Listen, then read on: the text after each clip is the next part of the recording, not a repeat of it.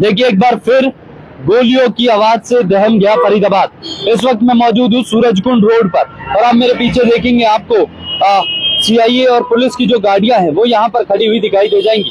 एक बड़ी वारदात को अंजाम दिया गया सुबह 3:30 बजे और मैं आपको बता दूं सुबह 3:30 बजे जो है वो गोलियां चली हैं यहीं पर। और यहाँ पर आप देखेंगे इसी रास्ते से होते हुए जो बदमाश थे वो यहाँ से गए हैं हाथों में हथियार लहराते हुए। सामने आपको पुलिस की गाड़ी दिखाई दे जाएगी, एसएचओ सूरजकुंड की गाड़ी आपको सामने दिखाई दे जाएगी। यही वो रास्ता था और यहाँ पर गोलियां चली हैं। मैं आपको बता दूं 3 से 4 युवकों को गोलियां लगने की सूचना जो है वो भी बताई जा रही है कि उनको गोलियां लगी हैं और यहीं पर ये वारदात जो थी उसको अंजाम दिया गया।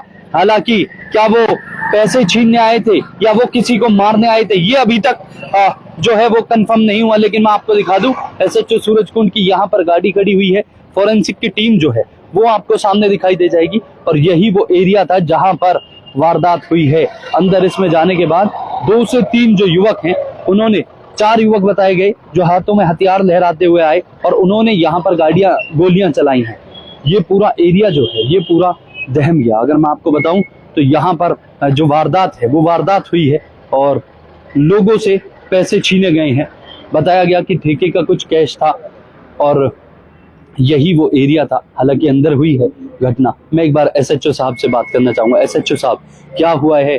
फरीदाबाद दहमा है थोड़ा सा, गोलियों की आवाज से किसी को लगी भी है क्या? थोड़ा सा आप अगर जानकारी जुटा। हाँ लगी है, अभी उसमें इन्वेस्टिगेशन कर रहे हैं, मुकदमा दर्ज कर लिया है और हमारी 5 टीमें क्राइम ब्रांच की भी लगी हुई है। जल्दी से जल्दी करें। कौन था कौन नहीं था अभी कुछ पता नहीं? अभी कुछ नहीं। जिनको लगी है वो लोग कौन है? वो कारिंदे हैं जो यहाँ पर काम करते हैं इसी ठीक जी। 4 से 5 युवक बताए गए जी। गाड़ियों से वो पीछे आए थे या नॉर्मल ऐसे ही? वो पैदल ही बता रहे हैं अभी तो। अंदर से कैश लूटा गया ये कहा? हाँ अभी तक तो ये बात आई है सामने।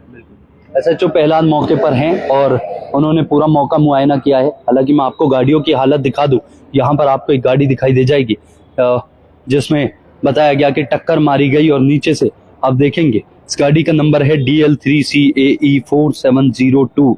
इस गाड़ी एक गाड़ी ये थी और दूसरी गाड़ी UP15GT5421 दूसरी गाड़ी ये थी। बताया गया कि इन गाड़ियों से जो है वो आम लोग जो थे वो आए थे और यहाँ पर जो है वो वारदात को अंजाम दिया गया।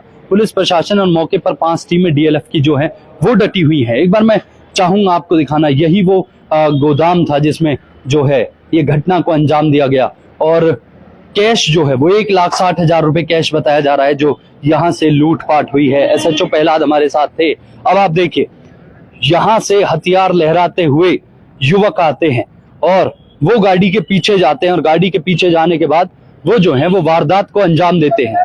4 से 5 युवकों के हाथ में लहराते हुए हथियार थे और वो हथियार जो थे उनकी बदौलत उन्होंने वारदात को अंजाम दिया। गोलियां चलाई हैं, गोलियां लगी भी हैं लोगों को। हालांकि ये कहा गया कि किसी को जान का नुकसान तो नहीं हुआ अभी तक, क्योंकि गोलियां जो लगी थी युवकों को वो यहाँ पर काम करने वाले कारीगर थे और कुछ एक ड्राइवर भी बताए जा रहे हैं।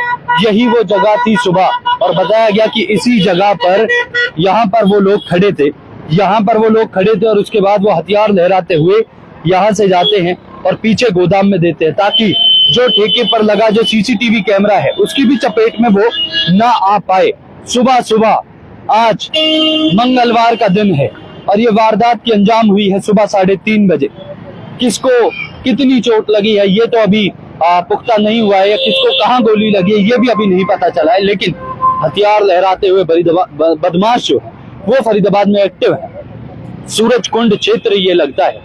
अगर ये रास्ता मैं कहूँ आपको बताऊं तो ये रास्ता सीधा लखनपुर गांव की तरफ जाता है और यहाँ से आप फरीदाबाद में एंटर करते हैं। यहाँ से दिल्ली की सीमा जो है वो मात्र 2 से 3 किलोमीटर दूर है। यही वो एरिया था जहां पर इस वारदात को अंजाम दिया गया। कौन थे बदमाश जो हाथों में हथियार लहराते हुए आए और 1,60,000 रुपए कैश छीन कर ले गए और उसके साथ ही 3 से 4 युवकों को घायल कर गए।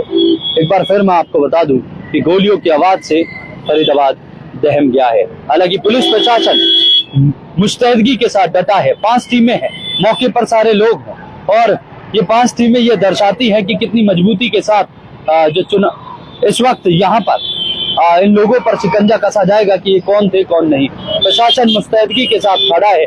SHO प्रहलाद ने सारी बात रखी। आप देख रहे थे न्यूज़ हेडलाइंस। धन्यवाद।